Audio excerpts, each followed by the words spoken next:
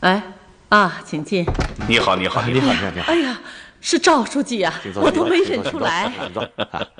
请坐。赵书记，您怎么想起到我家来啊？来看看你们。好。我跟国秀都没有接到过任何通知电话。哎，用不着。坐。我去沏茶啊。你忙你的。赵书记，您见过林市长他们没有？哎，我见他们干什么呀？我这次到常山来呀，就是想看看南部矿区的事业矿工，也看看咱们优秀的检察长叶子京同志，还有你黄国秀这个讨债鬼啊，想不见你都不行啊，躲不开嘛。赵书记，您喝水。哎，好了。赵书记，不过您还是应该先打个招呼，我们好有个思想准备。是啊，什么准备都没有。瞧你们说的，还准备啊？我说叶检察长、黄书记，你们还准备什么？人家赵书记这叫微服私访。哦，来，姑娘，坐。哎呀，你也知道微服私访啊？小看人了吧？哦。我怎么就不知道微服私访呢？乾隆爷下江南的时候就是这么做的嘛。赵书记，黄书记看出你时，我也看出来了。哦，所以你这次微服私访不成功，还得改进。那好啊，姑娘，那就听听你的建议，我应该怎么改进呢？赵书记，你该贴上假胡子，或者戴个发套。当然，身边还得有几个随从，有男有女，最好啊，女的都会武功。哦，关键的时候可以护驾。哎，打住，姑娘，我可不是乾隆爷呀。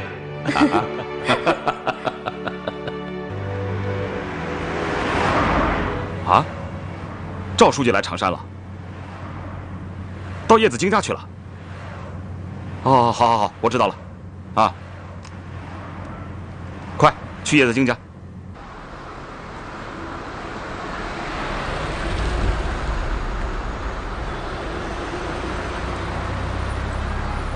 国修同志啊，也不能怪王长公，尽管王长公已经腐败掉了，可我们还是要实事求是嘛。我们这个省啊，欠发达，在财政上很紧张啊。这次还是停了省委宿舍区的2期工程，才挤出点钱来。赵书记啊，我也跟他说过了，必须实事求是。对。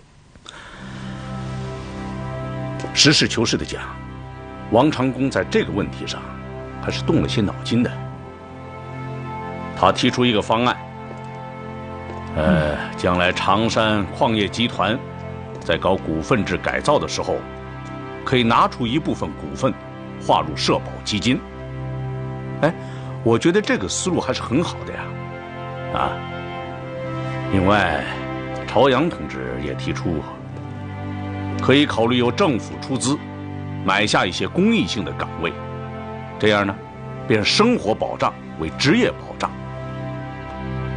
这个问题在暗访的时候我了解了一下，同志们还是很乐意啊。他们说，只要能够代交养老保险，每个月有200-300块钱就可以。太好了，赵书记，我们就先搞起来。可以呀，那就先在你们常山市搞一个试点吧。哎，好嘞。不过你这个破产书记，以后要多动动脑筋了，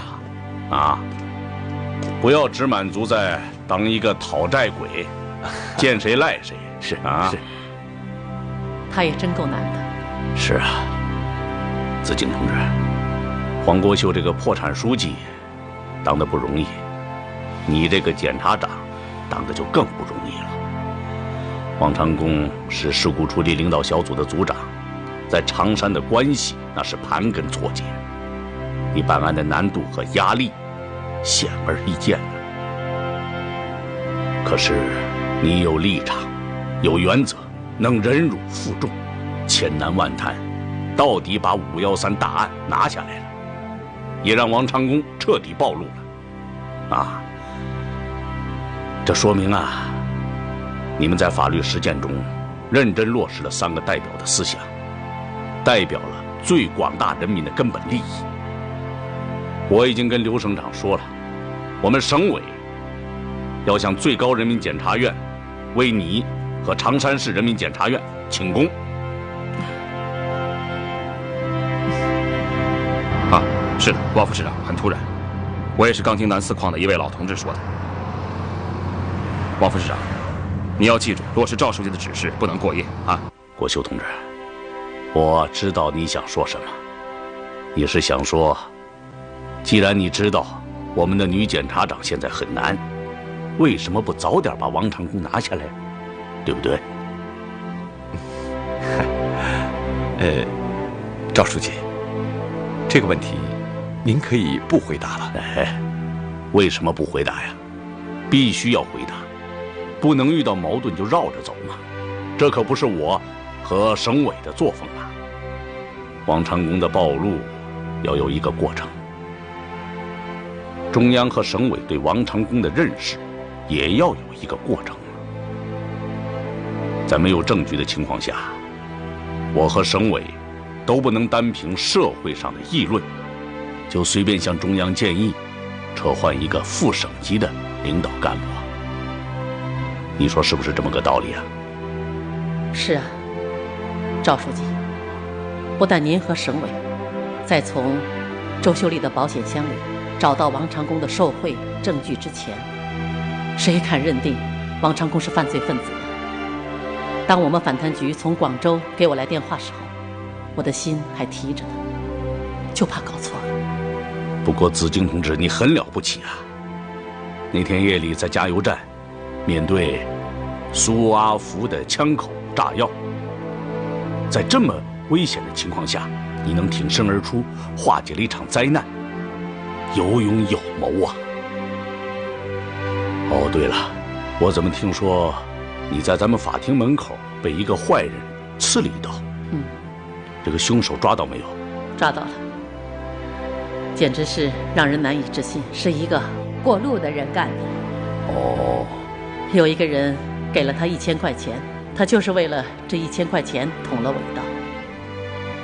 幕后的指使者还没有抓到，那人是在街上认识的。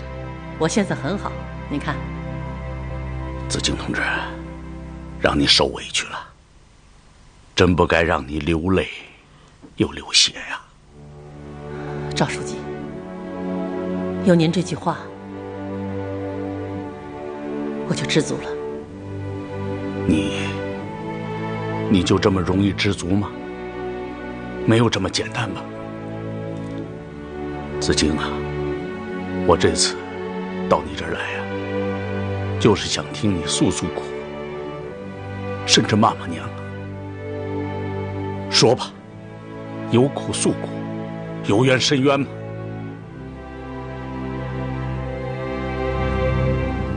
好，我知道了。再快点。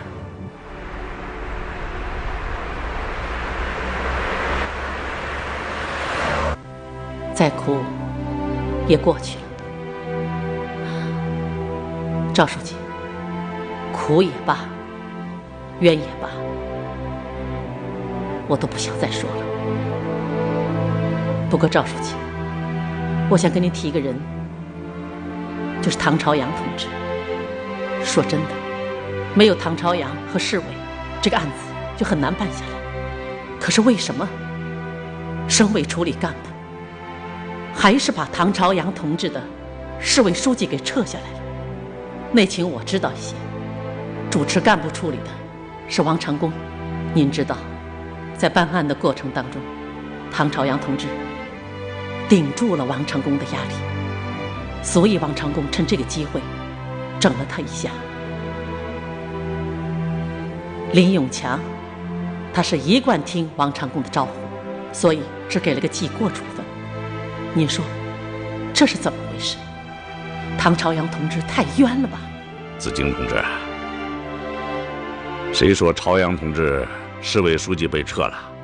这一次我和朝阳同志一起到常山来的，他先去了南部矿区，我来看看优秀的检察长，朝阳是个好同志，他在坚持原则上，在支持你和检察机关依法办案这一点上都做得不错。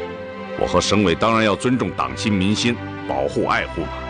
现在已经定了，继续留在常山做你们市委书记。林永强倒要免职。一个政党啊，一个国家，一个民族，必须要有正气。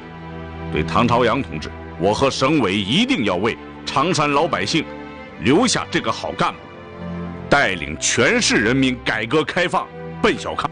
赵书记，这个真太好了。要说难，大家都难呐。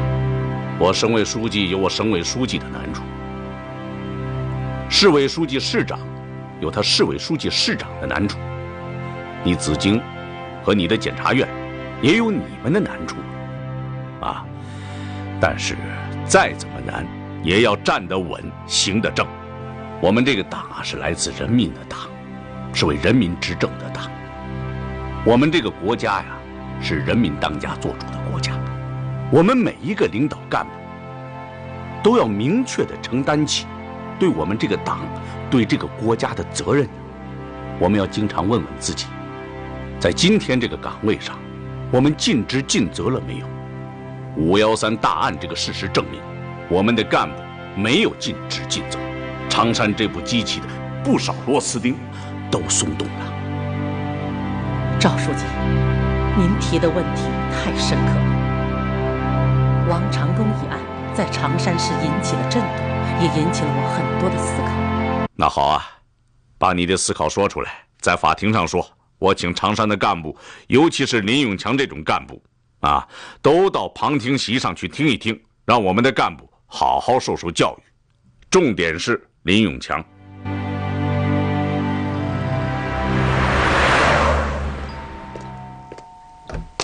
哟，哎，老黄，林市长，哎呀，那个，呀，赵书记呢？走了。走。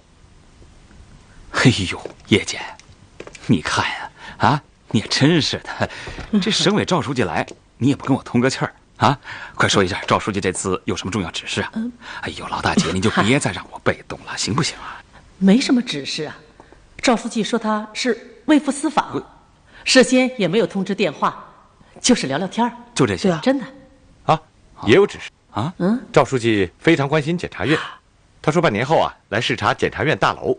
对，是，半年后视察。啊，这工程量这么大，我怎么能盖得起来呢？叶姐，盖不好没关系啊。赵书记说到时他来视察工地嘛，是不是？对，他是这么说的。老黄，我没时间跟你开玩笑啊。叶姐，我打个电话。哎，唐局啊，我是林永强。检察院大楼的事儿马上安排资金，要施工队马上开工，日夜加班。林市长，叶子京又缠你了，告诉他没钱。那你去偷去抢，反正你给我想办法。林市长，现在是真没钱呐。没有钱的话，你就把我这个市长送到拍卖行拍卖算了。行啊，林市长，就冲你这执行省委领导指示不过夜的劲儿，你这个市长啊当稳了。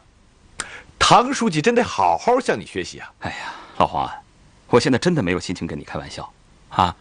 走了，叶姐。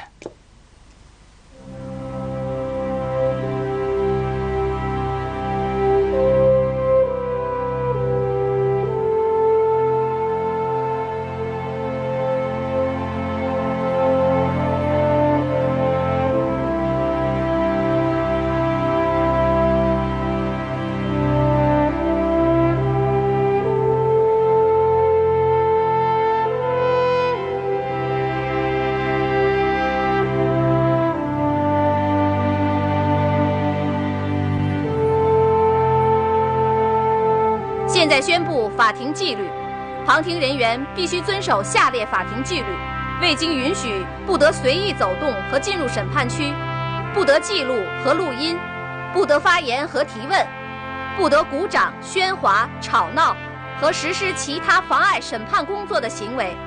旁听人员对法庭的审判活动如有意见，可在休庭后口头或书面向法庭提出。法庭纪律宣布完毕。请辩护人入庭。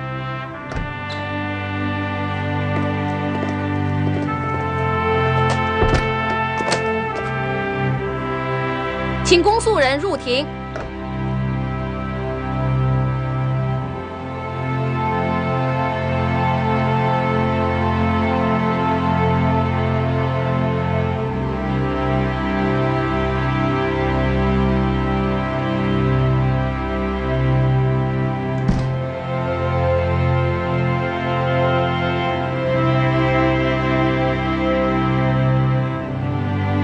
请审判长和审判员入庭。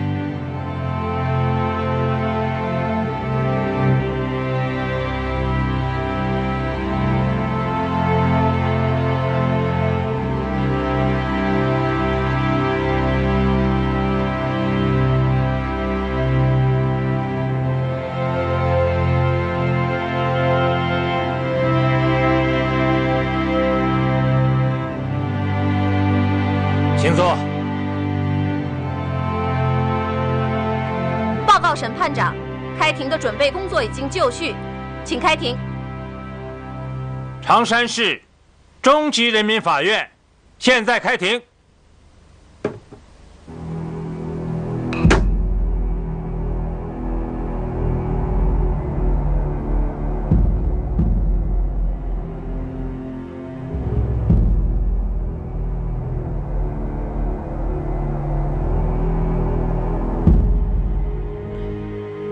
这些犯罪事实证明，被告人王长工已经堕落成为人民的罪人。这不但是王长工个人的悲剧，更是我们这座城市的500万人民的悲剧。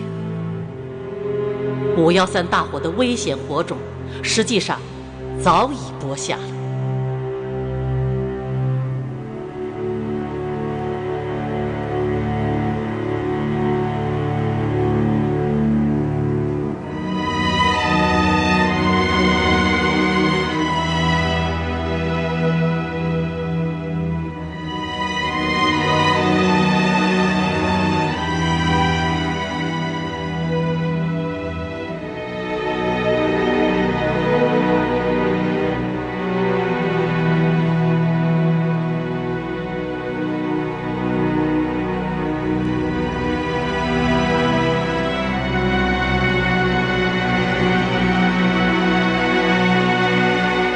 审判长，审判员，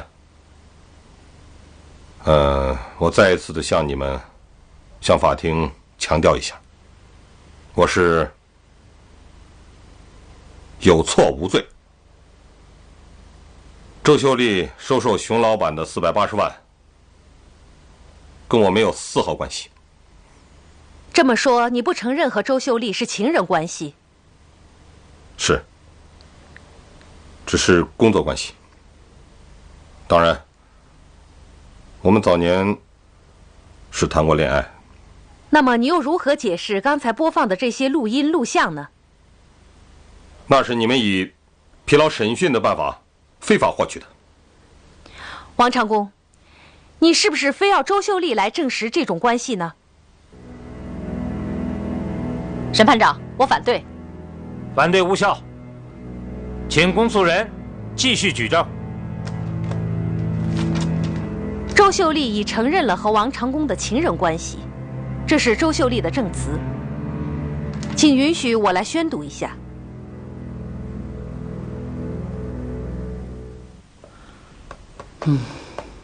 看来这个王长工是挺不下去了。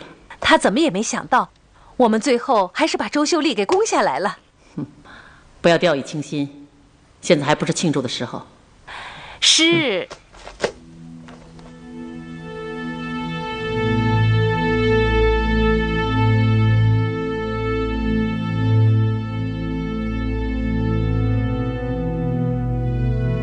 审判长，审判员，我承认我犯了严重的错误，被周秀丽拉下了水。我对不起党，对不起人民。不过，香港生辉地产赠予我的20万美金和160万港币，的确不属于贿赂性质。欧阳慧玲女士的证词说的也很清楚：其一，他对我的赠与是发生在事后。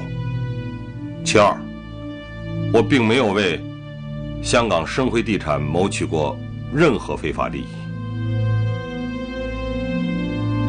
其三，这是朋友间的人情来往。审判长、审判员，我认为被告仍在狡辩。我的委托人怎么是狡辩呢？我的委托人构不成犯罪，因为他并不是什么受贿。大家都知道，人民广场的烂尾工程是影响市容的一块疮疤，因为资金问题，几年都没有得到解决。我的委托人出任市长以后，他求爷爷告奶奶三下香港，才请来了生辉地产公司。是欧阳女士拿出了近10亿元的投资，才解决了这个大难题，才有了现在这个5星级的大酒店。欧阳女士出于对自己的感激，对于我的委托人的赠与行为，构不成受贿。审判长、审判员，我提请法庭注意，受贿的犯罪特征是利用职权为他人谋取利益，并不仅限于谋取非法利益，合法利益仍然构成受贿犯罪。不，你们不能一点良心都不讲吧？啊！王长郭，请就控方指控进行陈述。面对这么多证人证词，你还有什么要说的？请你陈述事实和根据。算了，暂时不说了。我相信法庭的公道和良心。这位长工同志，他根本就不懂法。现在他还有心情谈良心？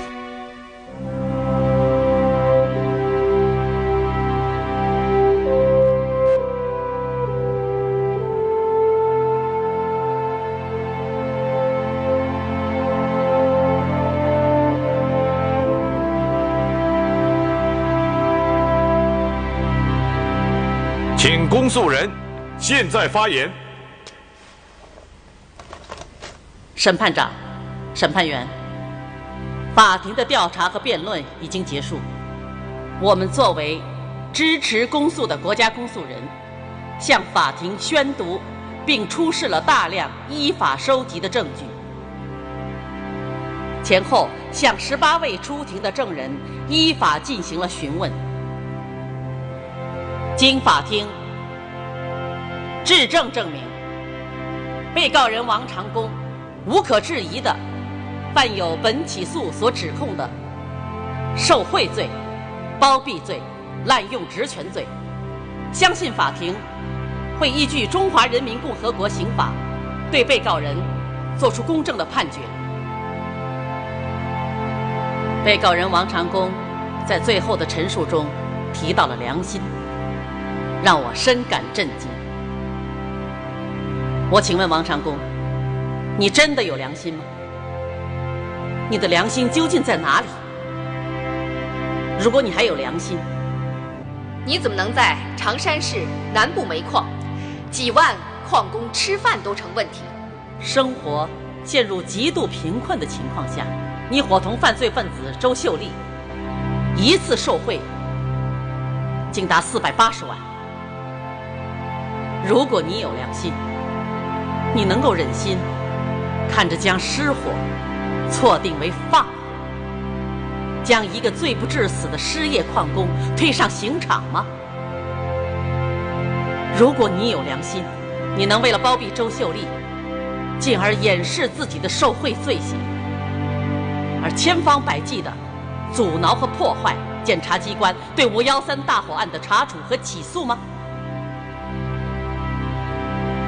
你如果有良心，你会擅自向公安局局长江正流发出对重要证人苏阿福杀人灭口的指令吗？王长工，你的所作所为，尤其是513大火案发生以后的所作所为，到底哪一点体现了你哪怕一点点的良心？因此，当你提到良心时，我就不得不反问一句：你作为一个党的领导干部，你对得起曾经加入过的这个执政党吗？作为淄江省常务副省长，王长公，你对得起这个生你养你的人民共和国吗？作为常山市前任市长，你对得起这500万朴素善良的百姓吗？这些年，当你一次次在会议的主席台上做报告时，当你满口以国家人民的利益去训斥别人、批评别人的时候，在报纸、电视台上高谈阔论的时候，你相信你自己说的那些话吗？恐怕你从来都没有相信过，因为你完全是按照你个人的意志在那里胡言乱语。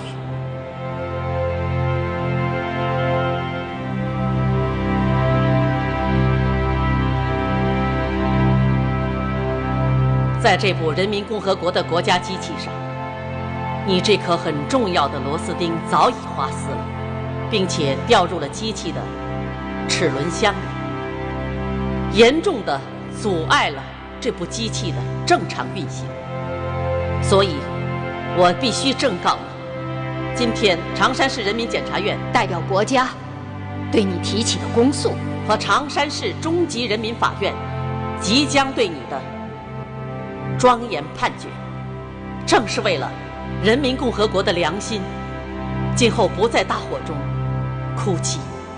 今天将你押上法庭，即意味着513大火案画上了一个圆满的句号，也意味着法律和正义战胜了你手上的被异化和滥用了的公共权利。我们这个人民共和国的良心终于取得了含泪带血的胜利。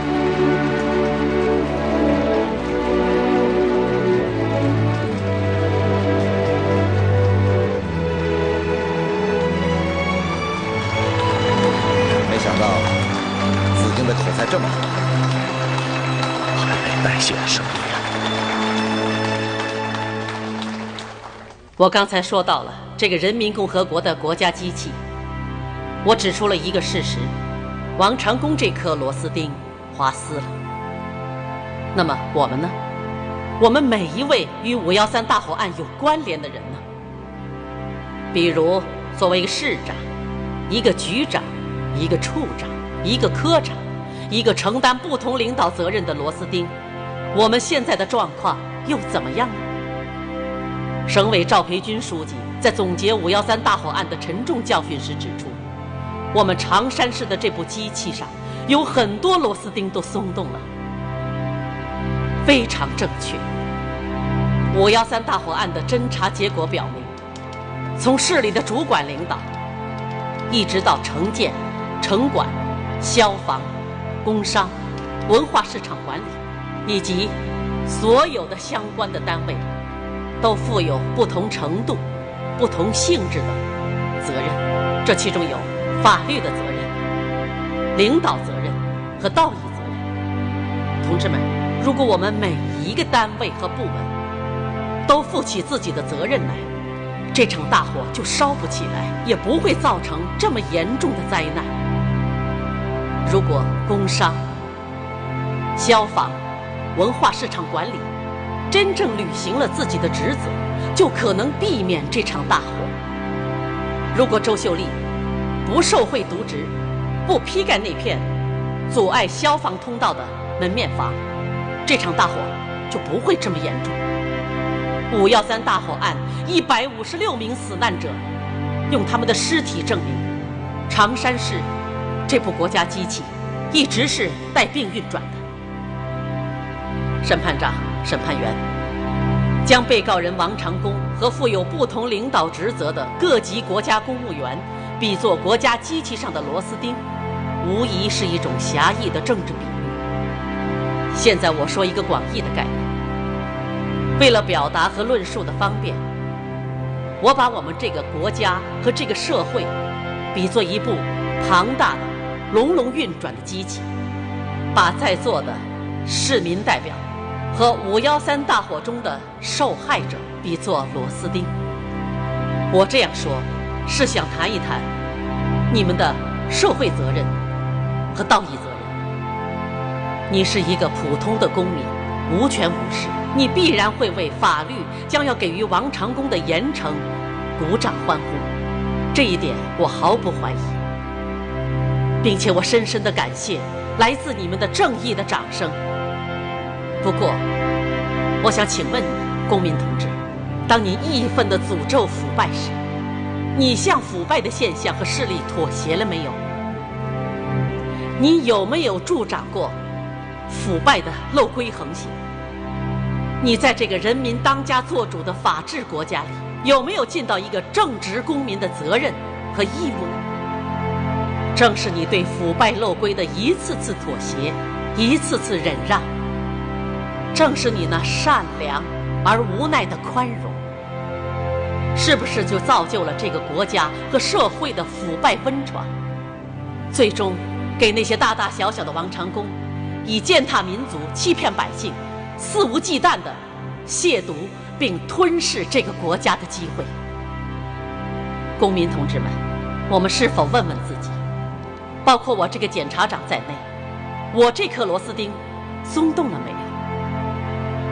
公民同志们，我们是否给自己提出一个严峻的问题：将来有一天，当某种权力掌握在你手中的时候，你将会怎么样？会不会也腐败掉了？我举2个例子。一个例子是我们常山市有一个单位的干部，这位干部对犯罪分子周秀丽、王长公的腐败现象表现出痛恨至极。可就是这位干部，不仅利用一切工作之便，拼命地捞取任何非法的利益和好处，而且还装疯卖傻，伪造他人的举报材料，严重干扰我们检察机关对案件的侦破工作，显然是扰乱社会。可是他为什么要这样做呢？因为他对社会不满，因为他愤愤不平地认为自己获取腐败的机会太少了。那么说到这里，我再举第2个例子。大家都知道，在5·13大火中，我们有一位年轻的公务员，一家3口被这场大火活活地烧死了，死得很惨，无疑是受害者。可是事情的另外一个问题，大家也许不知道，这位年轻的公务员利用他到大富豪的工作之便，经常地带着自己的老婆孩子在那里白吃白喝白唱，这是不是也叫滑丝了呢？显然是滑丝了，因为他贪得无厌，这不仅败坏了社会风气，而且也葬送了他自己一家3口的性命。在改革开放的今天，在职业和生活可以自由选择的条件下，我们选择了自己的生活方式，选择了自己的职业和单位，我们就应该敬业爱岗，我们就应该负起对自己的家庭、对自己单位、对我们的社会、对我们国家的那一份责任，绝不能像那位年轻的公务员一样害人害己。今天我借此公诉机会，向大家，向我本人一个检察长敲击警钟，一定要拧紧自己这颗螺丝钉，从现在做起。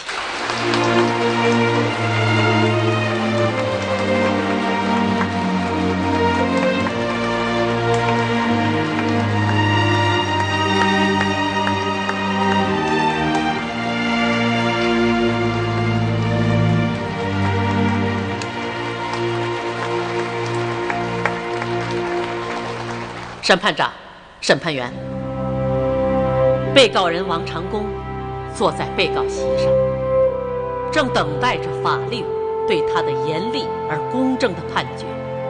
举世瞩目的5.13大火案即将画上圆满的句号。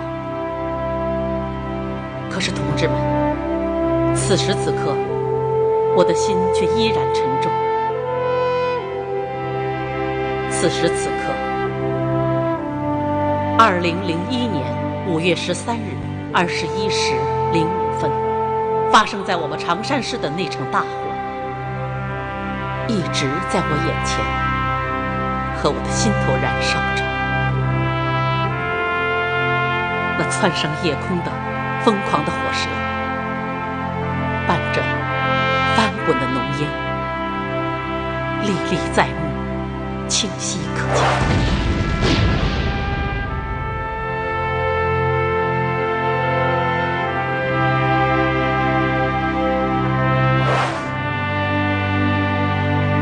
我仿佛看见大富豪被大火吞噬以后，化成狰狞的废墟，和那些仰面躺在那儿的156具尸体。好像又听见那些尸体身上的手机、BP机都撕人心肺的响个不停的声音。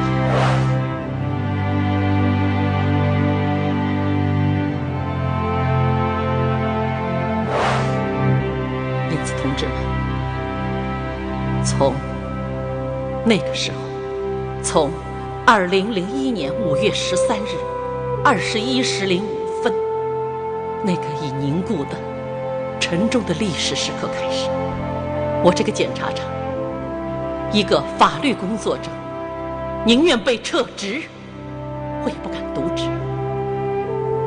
因此，我在带领我们常山市人民检察院的同志们侦办此案的日子里，不管是风里还是雨里，在顺境中还是在逆境中，也无论各个方面来自上上下下的压力和风险的时候，